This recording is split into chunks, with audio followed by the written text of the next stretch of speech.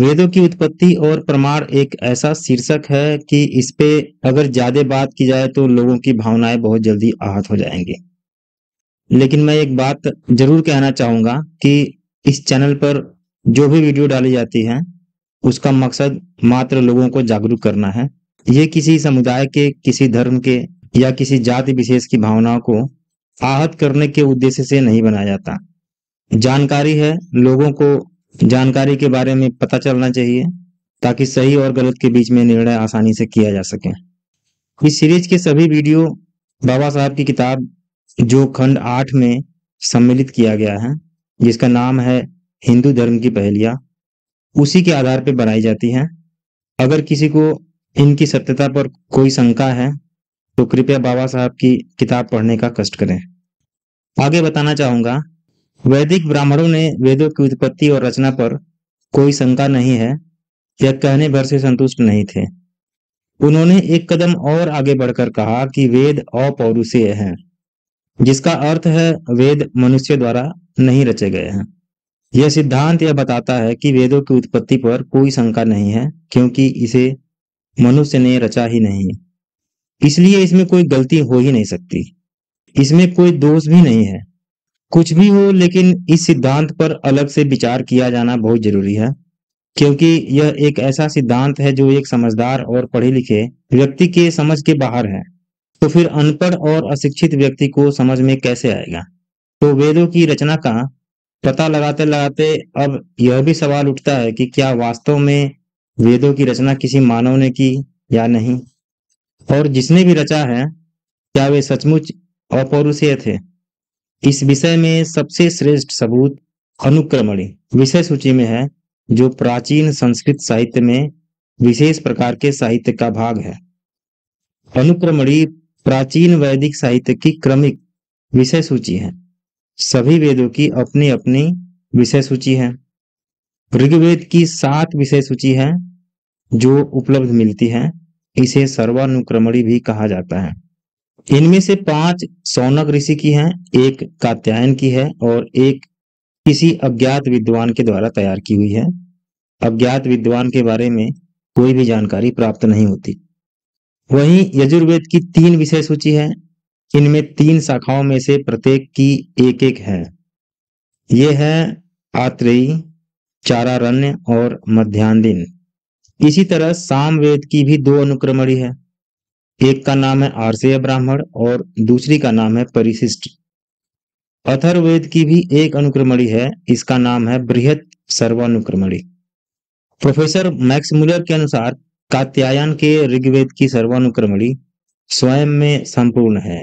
इसकी महत्ता इस कारण है कि इसमें प्रत्येक मंत्र का प्रथम शब्द मिलता है, मंत्रों की संख्या भी है और संकलनकर्ता उनकी परंपराओं के नाम भी हैं, देवताओं के नाम भी हैं और प्रत्येक छंद का नाम दिया गया है। सर्वानुक्रमणि के संदर्भ में यह आभास मिलता है कि अलग अलग ऋषियों ने मंत्रों की रचना की और उनका संपूर्ण संकलन से ऋग्वेद बना। ऋग्वेद अनुक्रमणि के अनुसार यह सबूत मिलता है और उसे अनुक्रमणि सत्य है।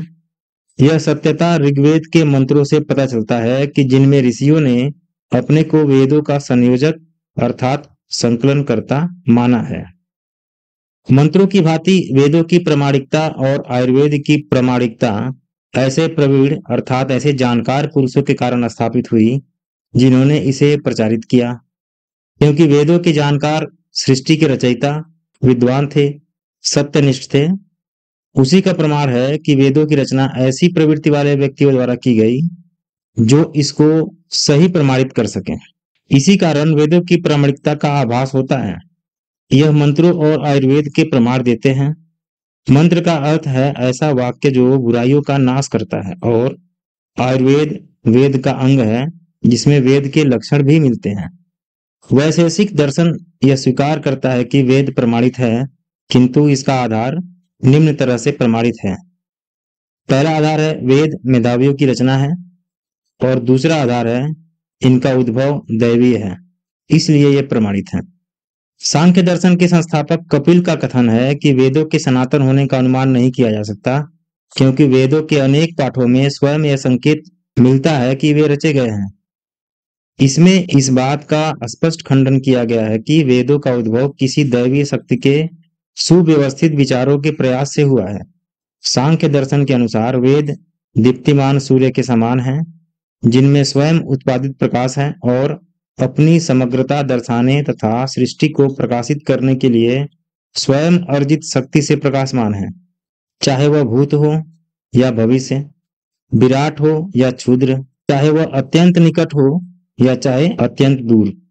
वेदांत दर्शन से दो भिन्न मत व्यक्त करता है। वह ब्रह्मा को वेदों का सृष्टा मानता है क्योंकि यह उत्पत्ति और उत्पत्ति का कारण भी है।